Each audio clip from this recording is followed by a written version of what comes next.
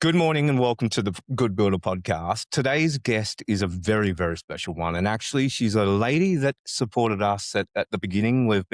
She was actually one of my first meetings, to be brutally honest. And that's the truth. We met in a cafe in Brisbane. It was a cafe that suited what we were going to talk about. Ever since then, I've really respected her and been watching her journey about what she's doing in the industry, and she's really providing a lot of great education. She's got 35 years experience. She knows all about timber. She sits on multiple boards across Australia, including Responsible Wood and all the big boards that, keep our country sustainable. And I am extremely proud to bring to the Good Builder podcast, finally, Christine Briggs from WoodSolutions. And so how are you, Christine? Thanks, Aaron. Am I blushing? That's a wonderful introduction. Yeah. Well, I'm back on home territory, so I'm a Queenslander. I'm happy to be here. Yeah. And not that I recognise anything around me because it's changed so much in decades. Yeah. Great to be with you today. Oh, thank you so much, Christine. And I meant every word. Like from the start, this lady here, honestly, when we started the Good Builder, she was the first one that popped up and said, "Hey, come chat to me about what you're about." And you know what? Just that, I remember receiving that and I was so pumped and going, "Oh my God, Christine Briggs wants to talk to us at the Good Builder. We're nobody." And you sat me down and you're like, "This is what we do." And I said, "This is what we do. And how can we support each other?" And we've just been working with each other ever since. And so I really was on cool. a massive learning curve. Oh, we all Builder are. world was not familiar to me, having come from timber and forestry. Yeah. And so, my meeting with you was just as impactful because I thought, thank you. there's so much I don't know, but, the insights you shared and that, it was kind of the start of my journey. Yeah. So, that Off right on the back same at journey. you. That's why I love you, Christine. You're such a legend. That is so cool of you to say. Thank you so much. But I honestly didn't tell you. Knew a lot about it. I kind of walked away from it going, "Holy shit, I better learn about some timber framing and timber stuff." I thought a little bit out of my depth. But yeah, could you, I would love to just learn about your journey into, becoming the amazing lady that you are. You do so much now, so highly experienced. You've worked on some of the biggest boards. You're working to, keep Australia sustainable, which I think is super important. But how did this all start, How did it Chris? happen? Yeah. Are you allowed to say kind of by accident? And then I really liked it and I just stayed with it. Yeah. It's 35 years and I started as a graduate back in the days when CSR owned timber businesses. And I've just, it's an attractive industry and you might go, "Oh, how is that possible?" Because I would say in some ways as a female, I was quite pioneering in the space. But one of the most attractive things about the industry, and I think this is what makes it similar to the home building sector, is it's so much about relationships and people, and it's about genuine people. You don't die wondering what someone thinks. And No. I really like that down to earth. Yeah. So that it's one reason I've been happy to stay with the industry That's so cool. and enjoyed it. But also what's then evolved over my career is the impact of technology and, how that's come into the manufacturing world in sawmilling. And again, it's really interesting because now I compare the industry I know with the home building one that I'm learning. And you start to realize the themes are so common. Both need productivity improvements. Both have that relationship, people orientation. It's just incredible. And the data space, both sectors have all this amazing data and you go, I wonder what that would look like if it came together in something. And you do a bit of that, Christine. Well, yeah, we do. Forest Wood Products Australia Absolutely. has an economic statistics Put some data links below. area. There's some fantastic stuff that you've been coming out with. Thank you. More builders need to read that stuff. You put a few reports up on LinkedIn and I was like, my goodness. Yeah. They're We've a referenced great a few. organisation too. And they are the leading service provider for the timber and forestry industry. Good. Working for WoodSolutions, their goal is to really be the trusted advisor from a technical perspective with specifiers, architects, builders. So they kind of, it's a real R&D data space. They get federal government funding, so it means they, have to be accurate. Yeah. They're not going to risk that. And even though I kind of work in the marketing space for them, because they're a data-driven R&D organisation, it's factual. And so anything I do, which is relevant to me, that I'm very conscious, no greenwashing. so there's no risk of that. Yeah, Yeah. yeah. No, you can see you can Yeah. absolutely see it, Christine, like everything you put out there, and I do urge everyone out there to follow Christine on LinkedIn and WoodSolutions. Thank you. Amazing lady, and you're doing an amazing job with the timber campaign that you're sort of heading up as the brand and culture sort of leader, which we'll Yep. talk about in a sec. But that is why we have you on here, Christine. You know, when I met you, there was no greenwashing. There was nothing like that. It was just No. what is the best for the industry, what produces the better outcome for the customers. And I did allude to this actually just when I was going to talk to her, talking about better solutions for a customer. I'm going to bring this up early in the podcast. Yeah. I was highly disappointed by this, to be honest with you, Christine. I went out to our development not too long ago, and there's a particular steel manufacturer that I did a bit of work with back in the day, and not anymore. And they've got a 50-year guarantee on their frames. Mhm. Just due to the way that modern construction happens too, it's not just their fault, but however, it's got a 50-year warranty that it will not rust or corrode or anything like that. Yep. 10-year-old home, rusted. Now they're going, how many homes, if we look behind the walls, are like this? Christine, for the industry right now, in the situation we're in, Mm. to then have to knock down and rebuild homes because a frame replacement Yep. isn't an easy And job. But anyway. I know of one example in Geelong. Oh, really? Yeah, and again, all I'm gonna say is, no, I'm not here to No, it's no. not but, that's why good builders, we have the Building Code of Australia. It's about how things are built as well as the material, but different materials have different challenges, Yeah, and same for timber, and yeah. we've got answers for our challenges. I think, the potential new condensation rules, for the Mm, BCA are interesting. I think, there's some considerations there for if your structure's not timber, well, you yeah, can pretty much do the same for others. I think there's different requirements depending on the climate zone in Australia. So, absolutely. I Yeah, mean, at the end of the day, I have no qualms that all building materials suppliers just want people to get the homes they love, yeah, and they want to have a great reputation with the builders that they deal with. yeah. So, Oh, great. Yeah, no, and I was only raising it as as a thing that, timber, one of the things I'm fascinated about with timber, and we'll get deeper into it, is, we've been building for it for thousands of years. it's traditional. It's the traditional way, and Yeah. then the new forms of materials come in, but they haven't been really under the microscope for too long. Timber's been under the Yep. microscope for thousands of years, plus all the other benefits, which we'll talk about. Some of these other materials, and I just, some of the good builders we know, particularly Dwayne Pearce and those big custom builders that build these beautiful homes that say they want to last 100 years building timber. And it's just really Yeah. interesting for me, just sitting here as a conduit, but in the industry, kind of going, oh, when people talk to me about Mm. steel and timber, all I can talk about is the facts and what I see and what I'm seeing out there. And I do worry because when this particular builder told me about this incident, I'm like, oh my God, there has to be another house out there Yeah. amongst the thousands. And Yeah. I'm not bagging any material, but Yeah. yeah, just a really interesting time we're in with that sort of thing, I think, that sort of stuff. And I think, it's not gonna stand still. I think all of our challenges, Yeah. building materials suppliers, is thinking about how climate change impacts all of us and the resilience required in materials and in housing. And nothing will keep up with that, but there will be some leaders in the industry. And I'm gonna say the builders that lead, I think besides the fact they want the homes to last 100 years, the fact they say that just to me says they kind of get that they've got a legacy responsibility. And so they're thinking, besides giving something that's absolutely exactly what the client wanted, when you add up the construction footprint in this country, it's massive in terms of not being good for climate change. Yeah. So, collectively, there has to be some sort of discussion about, okay, how can that be better? So Using more timber is one of the answers. So, and that's where it comes from a very realistic point of view in terms of more timber in high rise, more timber in mid rise. And of course, our traditional market where majority of detached homes are built with timber framing, we want to see continue. yeah, Yeah. that is a really, no one's ever brought that up on the podcast, Christine. Like, I love the way you think, you know, and probably, sorry, I think I was talking from an individual builder's perspective. You know what I Mm. mean? Like, I was thinking from a protect yourself, use timber, maybe it may be a better alternative to the other Mm. alternative. But I love the way you thought about hey, collectively as an industry, because this is what the good build is about, Yeah. supposed to be about, Yeah. until you just you should maybe take my chair, Christine. But like, it is about what can we do as an industry Yeah. to better the way we do things and to better Australia.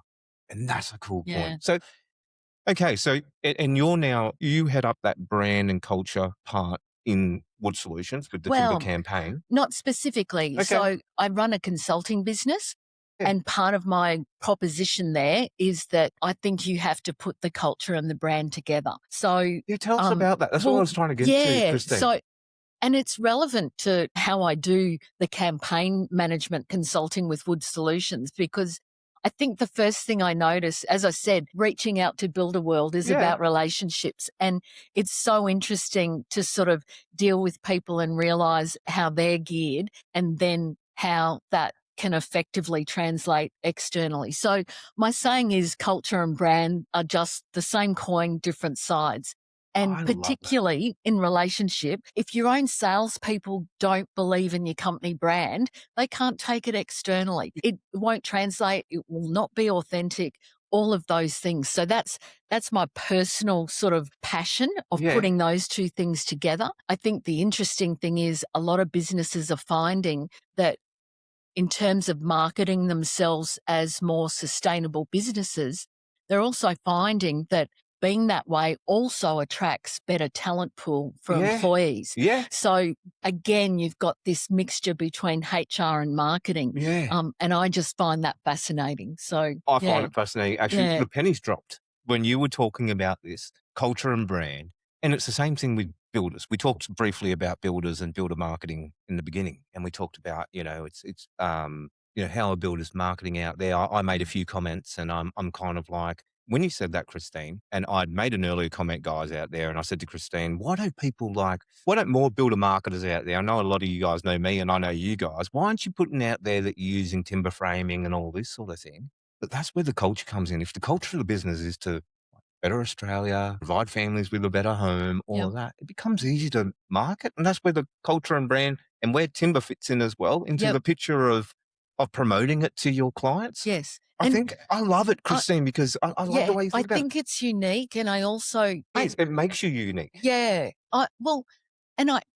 This is going to sound the good thing about timber framing, because we have the majority share in Australia. Yeah. Most builders don't have to change what they're doing. Yeah. But we just want to get it into the client conversation. That's it. And we're really respectful about where and how that should be, because we're not a commercial brand. Yeah. When we seek to collaborate with a builder, and we've done some great collaborations. We've seen them. Henley, Hickenbotham, Burbank, and it's a real customized approach. Yeah. We don't go, there's no exclusive supply contract.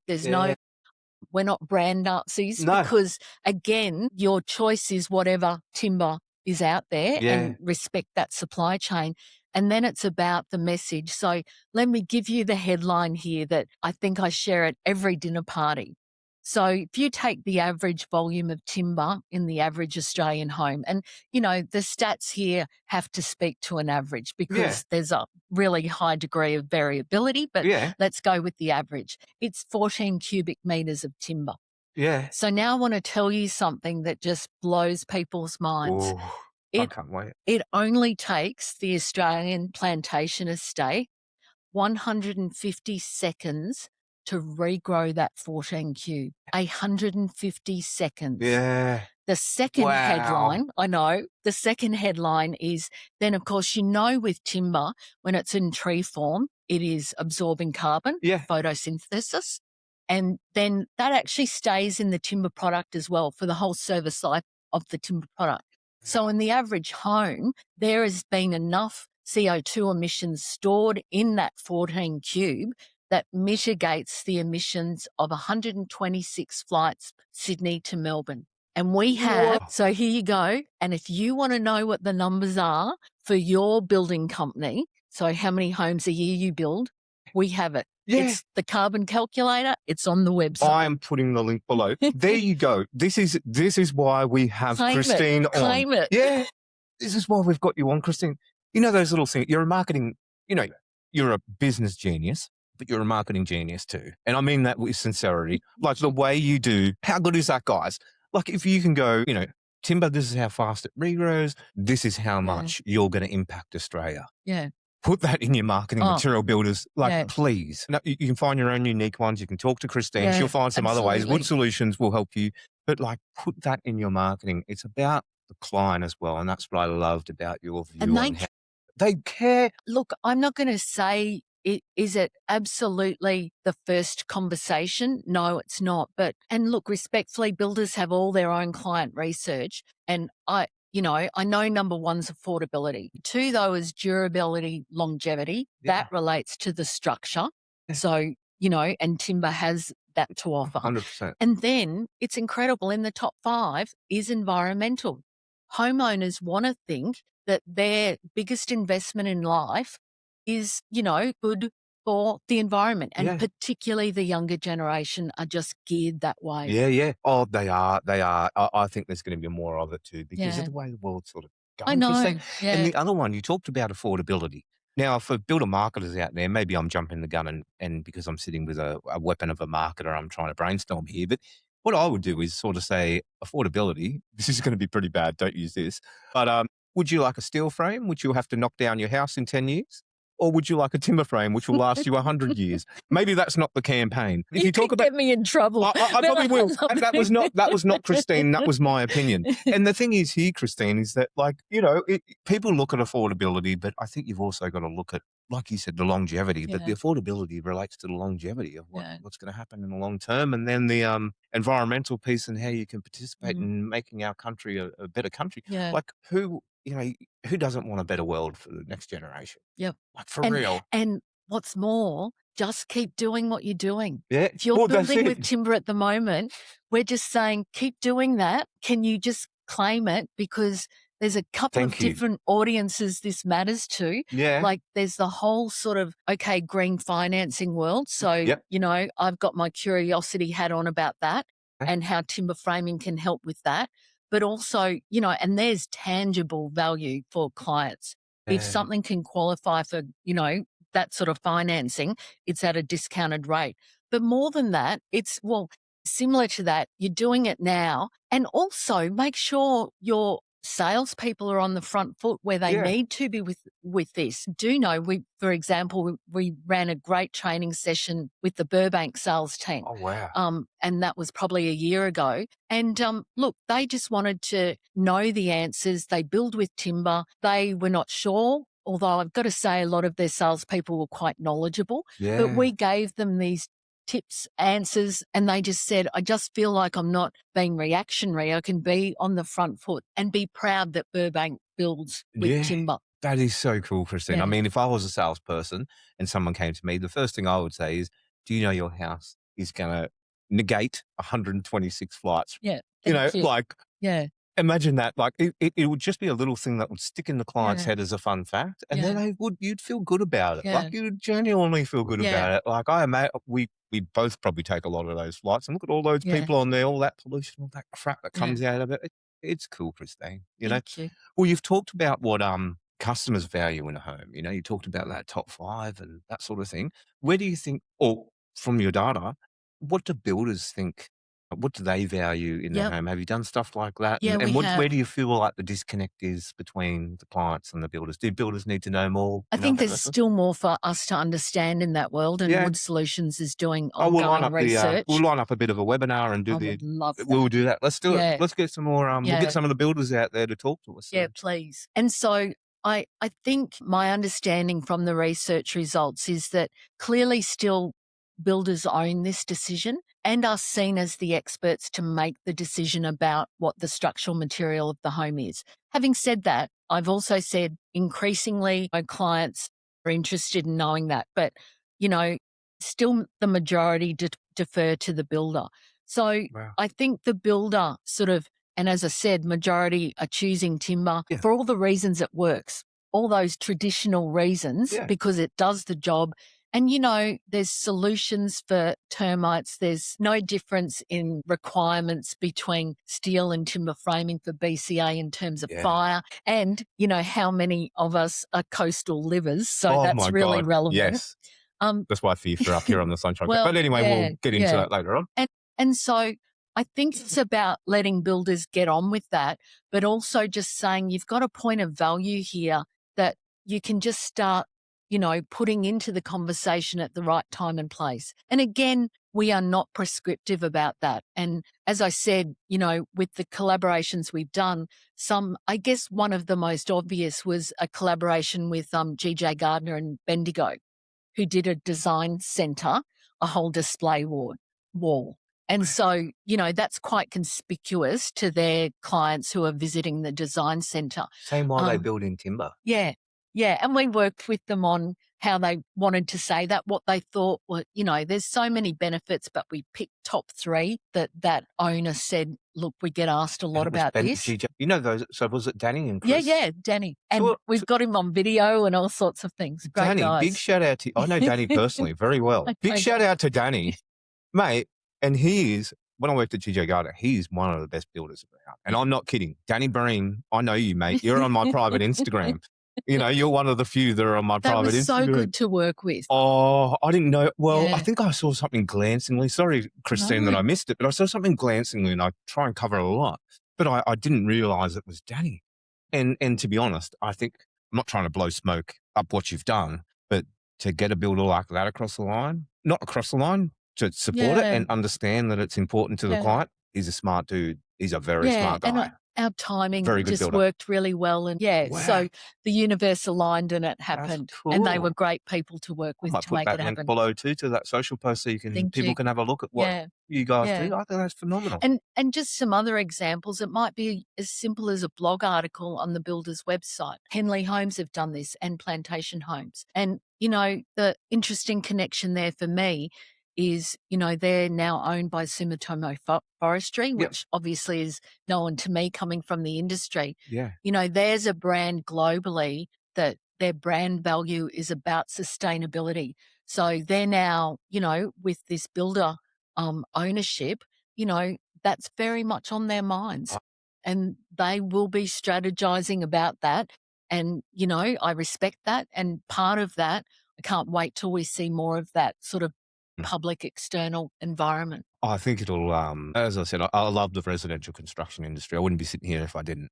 But, I think we spoke earlier, and my point of view is, some of the industry's a little bit antiquated in the way it kind of goes about communication and marketing and business. And I think it takes a few of those leaders like Plantation and Henley's, great businesses, like phenomenal businesses to do it, and everyone will follow suit. Yep. But if you don't want to follow suit, I will just listen to this podcast. Get in touch with WoodSolutions, because it wasn't a hint or anything, but I think they're going to be getting into it, particularly as you said, they're owned by Sumitomo, all that sort of thing. There's going to be that angle coming out. And as you said, top 5, people actually care about sustainability. And the more the NCC changes toward the sustainability and all that sort of thing too, Christine, we're heading in that direction. And again, you're just doing it anyway. Make it easy on yourself.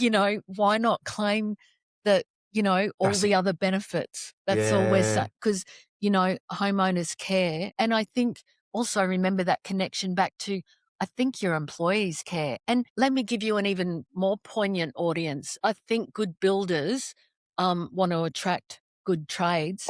And guess what? We all know what trades prefer to work with. So I think, sort of being more vocal about that will even help foster your trade relations. 100%. I've heard a few builders actually say that, Christine, and I saw it with my own eyes, like being really honest with everyone out there when I was doing a bit of consultancy in the steel world, and I was, Christine, and we talked about that earlier, and when we first met last year, and I got across, and let alone the, sometimes the quality, it was also the strained relationships between their trades and the builder trying to adapt to a new sort of building system that they didn't understand, and was in sometimes a bit less inflexible, to be honest. And you could also draw from this, there's risk there's risk now, but risk in the future. We all know this country has a massive trade shortage, and it's a big issue for the industry to deal with. And that's all sorts of manufacturing, but it includes home building. If that's the case, trades are going to choose who they want to work for and what sort of jobs. And I think timber being the material for the structure Yeah. comes into attracting good trades. It does. It does. Isn't it? It's multifaceted, isn't Yeah. it, Christine? Yeah. Like, your decisions don't just impact the material you use. It impacts Mm. your relationships. It Yep. impacts your trades. It impacts things that you can say in the market, which is really cool. Like, it gives you either the ability to or the ability to not. You can either say our homes frost, or you can say our homes save 126 Yeah. flights, over the course of it, and you're contributing to a better Australia. I don't know. Like, I know what I would choose if you asked me, Christine. But, Sure. you glanced on it a little bit, but that tool you were talking about that Yes. you've created, do you talk a little bit more about it and how builders are using it? And is it free for Yep. all builders? So you can just Well, pop on. we have only launched it this week. Oh, So shit. this is really topical. So I can't yet and we'll only see it's free and you can go in, and what it prompts you to do, there's sort of two usages I would suggest for home building companies. You can put in the number of builds that you do per annum, and and your company name, and it will spit out a carbon certificate for your business. And that will Whoa. show how much time the regrowth took and how many flights have been mitigated for the number of homes you put in. And it makes obviously assumptions that it's detached homes, all those sorts of things. The other thing you can do, which is then taking it more into the client journey, you can put in your company name and you can put in the client's address for the new home, and it can print out a carbon certificate, which you can hand over at Wow. handover stage, part of the closing package if you wanted. And it's free, it's there and available. And we just think we can't wait to see what the uptake is. And, again, we can only see that a certificate's been generated. We don't keep any other information. It's secure and safe in terms of that. So yeah, get on, have a go, have some fun. I would take all information, Christine. I would get back to them. I know you're a very good company and that sort of thing. privacy-wise, Yeah, all information. and again, in good collaborations, we hope we're part of some of those conversations. But the other thing, and you talked about the HIA report and I know not all builders are in that report, Yeah. but one of the interesting things to do, when you talk about saw a that by sector you. collaborating, I plugged in the FY25 top 20 detached home starts for Australia Yeah. and generated the certificate for that. It was for real. Yeah, I And, saw it. that is, if you can't, it's just massive collective impact. So Yeah. again, want the industry to hear sort of this, but also want to work with individual companies. I So, love it, Chris. Yeah, that is the coolest bit, Christine. You're about helping the entire industry and the entire industry working together. yep. Like, you're probably the first. I don't know what to call you. You're not a supplier. You're an advocate. I don't know what you are. Yeah. I don't actually know Well, what WoodSolutions call themselves. I sort of do think what some of our funding partners would think. And, I will say my job is to sort of be the category king for timber frame. Yeah. But the cool thing about that is because it's not commercial brand specific, I think builders like that because it gives them a range of choices. You're not dictating any of that. Yeah. And they have a whole supply chain that works that they use already. So we're sort of, our job is to be the category king for timber framing. Yeah. Yeah. And I Yeah. love it. And that's the other thing, Christine. You've kind of got nothing to sell them. No, You know what I mean? There's no pressure. This is the whole coolest thing. And this is where I was just sitting here listening to you, and I'm like, you are the good builder. In a way, because I'm like, you're trying to help the whole industry. You're pointing them in a direction. You're not really charging anything. You're just kind of like doing it. We charge, I'll be honest with it. Give them these tools. You build these tools. You show them how to market their businesses in a meaningful way to their clients. Certainly want to work with lots of good builders out there. What's the catch? We will. And that webinar's on. Thank you. Let's do it. And look, this is going to sound so biased.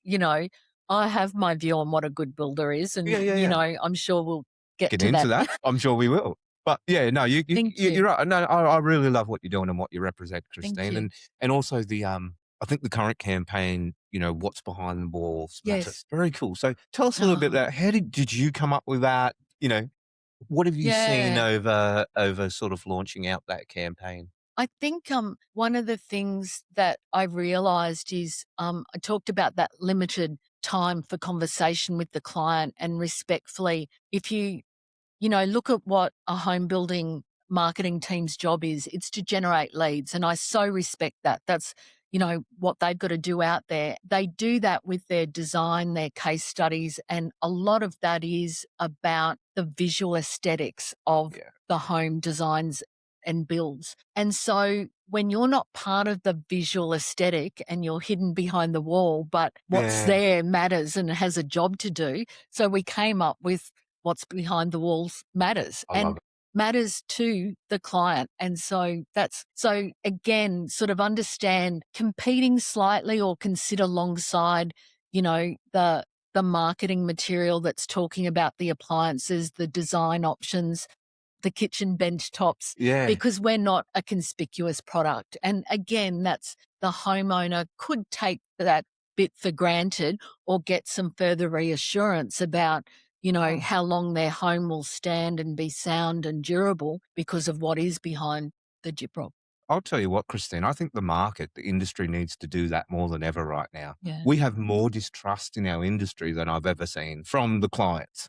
Like you look on Facebook groups, it's like, I'm going to build a new home. Don't do that. Don't build. It's worse. It's a nightmare Yeah. experience. Like I know I'm painting it with a very broad brush and getting a bit dramatic with it all, but that's what I see. And I look at it a lot, and it, in a way, I know this sounds really bad. I apologize to the marketing managers out there, but I've had shot a couple of times at the current building marketing, and that you're putting up all these flashy videos with drone and swoop in and all this stuff, but it's meaningless. Means nothing. The product looks good and looks like the same video as the other video of the builder that did it in the next Instagram reel. When you can generate trust and Yeah. you can talk about how you build the homes and the materials behind it, how long it's going to last and how much of an impact their home's going to make to this society and to that, I think you have a stronger marketing message than the shallow stuff that's going out there. So I'm kind of like, why wouldn't you do it? Yep. And Yep. you do need help because it is tough to understand the material, and who better than Wood Solutions? Thank you. To point it out again, I think it's super important because the more that we are a digitally connected society and all that sort of thing, the more these stories get out about these rusted frames. Yes. I actually I know the home. I was alerted to it, but I saw it on a Facebook group. Realestate.com have written a story about it. We Yeah. refuse to because I'm not trying to paint us as the good guy, but we want to be a positive media thing. I've said it on this Yeah. podcast. I had Yeah. to because I want to just educate you, especially with someone in the timber field here, and just tell the truth.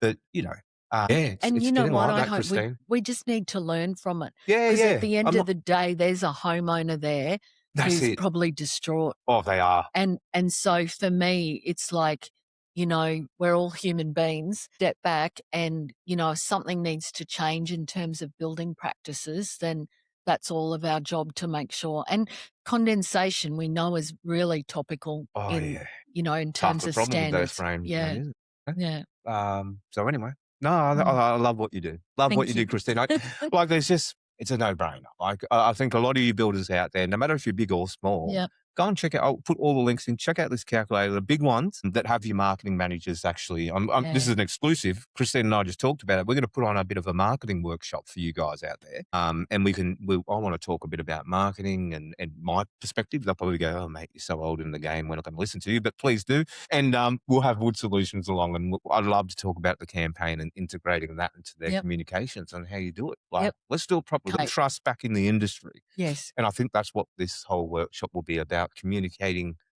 the good stuff we do and the real stuff that we do. Absolutely. Yeah, that's Yeah. so cool, Christine. Well, yeah, I wanted to talk to you about the customer journey Yep. of timber framing. And I know you've done a lot of work in that sort of space, and you help builders understand the customer journey and when conversations kick in and that sort of Yep. thing. So, what are you sort of seeing out there with the customer journey of timber framing within building companies and what's happening out there in the industry? Well, I think my whole curiosity about the client journey actually came from an article you wrote, Oh, wow.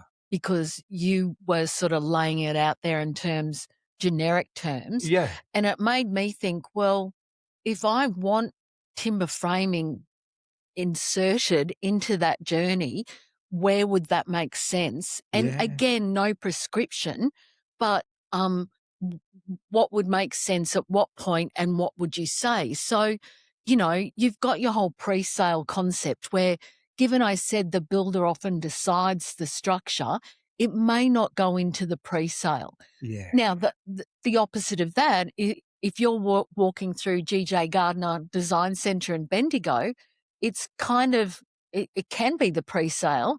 It's the design centre. Maybe you're a step ahead in choosing your fixtures Okay. and fittings, but so it can be part of that.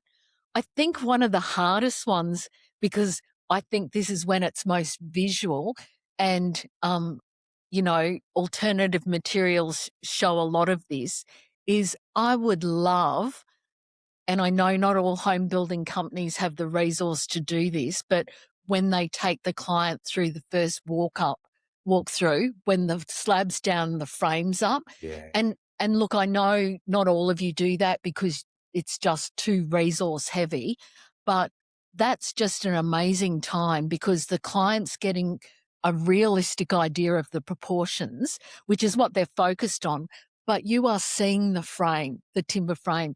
And my dream, this is what I dream about, that the construction supervisor would rattle off the 150 seconds and the 126 flights. Oh, So look, that again, that is a possibility. Is that realistic? We don't prescribe. We just say, where in your business could this work? I'm Um, prescribing that though. oh, thank you. I'll tell you what, Christine, I'll tell you the ideas. That's what I said. Like we had a short little break and then Yep, we're having a chat yep, and the ideas that you come up with that you're saying you're learning about this industry and mhm, you're very curious. I can tell you're very curious because you're thinking about things very well and you're thinking deep about things. If we used to do this a little bit, I used to be involved in a company at Avondale Homes. We used to take them through at frame stage. On occasion, yep, it would light them up. They would like, I can see how my home is going to be yeah, formed. This is yeah, my room. yeah, This is a bathroom. yeah, Like, just let alone from a customer experience perspective, yeah, fantastic. And then also from an education perspective, my home's built with timber, yep, 126 flights, you're going to say, like, how cool yeah, is this? yeah, Like, I think it's a great idea. It yeah, should be prescribed. yeah. Thank you. Yeah. And then probably the final opportunity is handover. And this Yeah. is again, the carbon calc tool enables a carbon certificate to be handed over. And again, most handover packs these days from builders are a whole lot of electronic files of warranties and all sorts of things. So I realize it can get lost in that, but there's something quite emotive about that carbon calc Oh, certificate for your home, and your address is on there. So love to see it used that way. I love it, Christine. I love the way you think about marketing, actually, just as a whole. Like, I know I put out that life cycle thing. Did I use it? No. Was I just trying to tell people how people buy a house? Yes. But if you have a look at the touch points of when you could insert into the Yeah, conversation certain messages that are going to build trust, I love the way you went away about it because Timber Wood, like right at the beginning, Danny yeah, Breen, as I said, mate, you deserve 5 stars. You deserve 10 stars. I want to see this. I want to get some film from you, mate.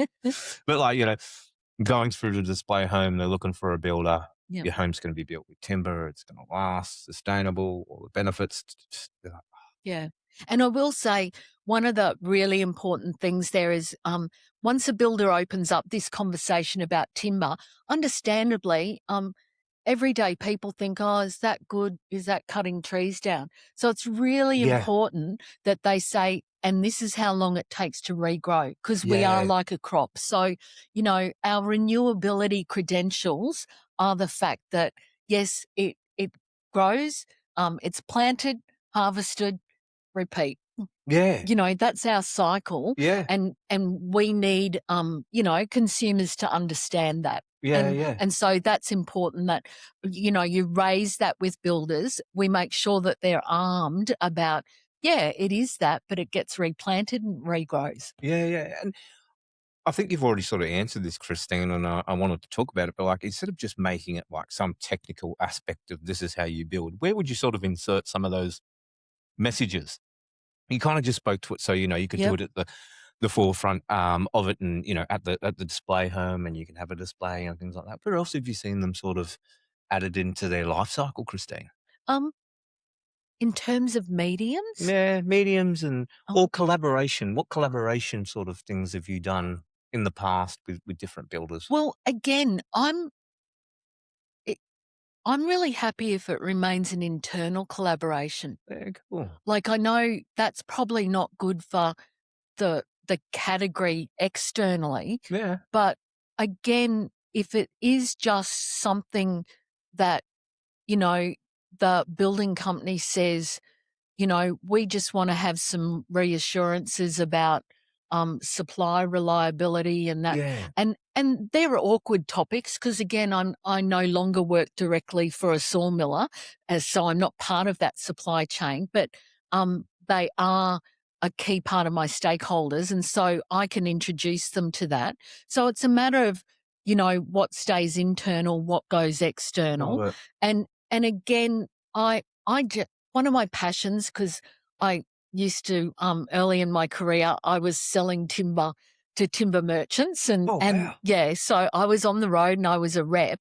And I always thought, I believe in the training. I want to be armed with the answers. So, doing the actual Burbank example of sitting with 20 odd of their home consultants Yeah. and going through, why timber framing, what, and it was more an interaction because I said, what questions are you guys getting that aren't comfortable that you want help in answering? So, and we were there with, one of our nail plate companies who's also a stakeholder.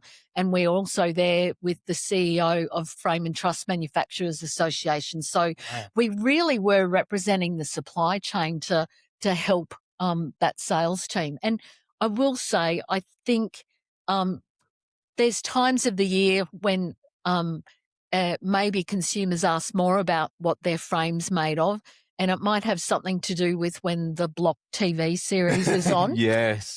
I will admit that Yeah. seems, to get the attention of Such a bad consumers. TV series. Well, I think it's over now, and I Thank feel God. for those that didn't even sell their homes last Oh, time. yeah. Yeah, very Yeah. contentious. Oh, builders hate that show, honestly, Well, Christine. It just gives a bad, and it's all sponsored. It's all big yeah, sponsorship money. yeah, I was not involved, but I knew when the deal was done. It yeah. was just like sponsorship money. There's no substance to it.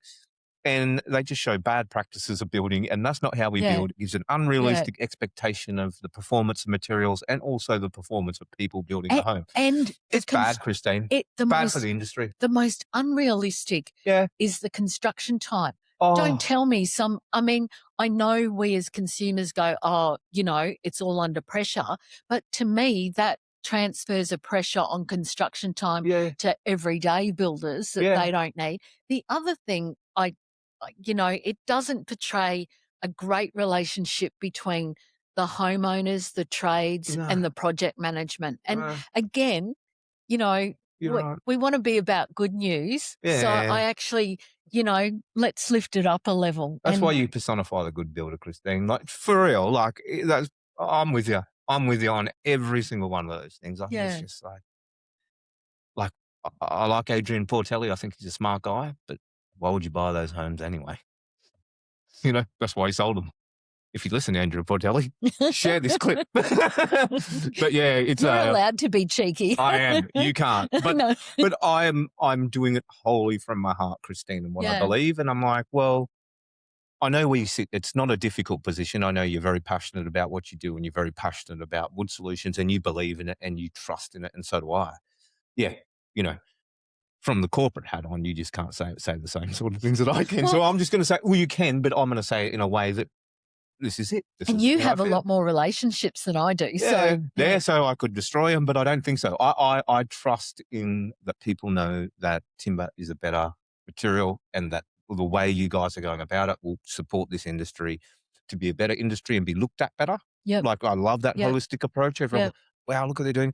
And then from, the builders and that, they're better supported Yeah. with what you got, with the work you're doing at WoodSolutions. I'd also because my funding partners and stakeholders are okay. sawmillers and all sorts of, and they're really open to having builders come visit. Oh, wow. So the follow up to the Burbank session was that they went and visited a sawmill at Caboolture. I've been to one before. So it's cool. and I know what it was like when I started in the industry, and you can have an old traditional view of what a sawmiller looks like in your head. Forget it.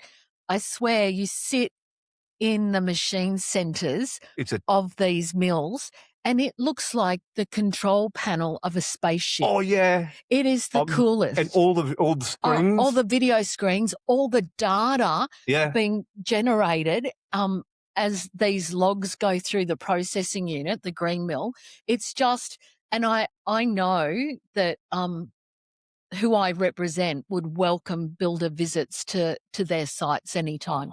So That is so. that is certainly something I can help organise.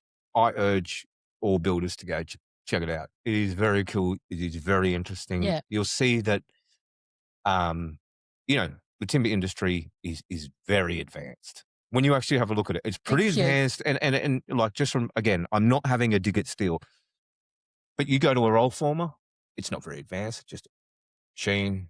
It's about 20 meters long. Chuck some steel in it. It's kind of done, and you kind of keep programming. This thing is a fully automated Yeah. operation, handled by some guys in a cockpit, plus a whole bunch of people walking And around. robotics, increasingly robotics. Amazing. And you know how much you can get out there. Yeah. Like, you are it seemed like to me, the timber industry is more precise in what they can provide the industry than what the steel industry can. I just know the timber, and That's my again. And you know what else I love? For reliability, we have both domestic and imported solutions. And regardless, so take, say, the local, they are in so many regional towns across this country. Yeah. And, that's close to my heart because I visited and I lived in a lot of those places when I was working for various sawmillers. And, those communities, it can be the major employer. Their success matters. Yeah. And it matters to those local communities. So big shout out to places like Oberon, Colac, Tumut, Caboolture, all over the country, to be honest. Yeah, that's cool. And also, Christine, and I may be going on a tangent, but how much manufacturing do we really do in Australia now? We need more. I know. If there's a reason the government's incentivizing it. Yeah. And the regional towns. Yeah. Oh, absolutely. Backbone of so much in this. Yeah. Yeah. Yeah. I love it, Christine. Oh my goodness. I'm nearly going to join WoodSolutions. Okay. There is another thing you're passionate about. I've got two more questions for you. This is a rather long one, but I'm pretty fascinated with you as a person and what you do with WoodSolutions. You're very passionate about also gender diversity and diversity in general in construction. Tell us a little bit about that, Christine. We haven't talked about any of that, and you are very big at advocating for that. I am, and it's in manufacturing mostly because that's what I came through. And I don't know. I think, early 80s, if you could say, maybe I didn't know at the time, I ended up being a bit of a pioneer. And the basis for me is just logic, although I can get emotional about the topic. But the logic is, safer businesses make more money, more diverse businesses are more profitable long term.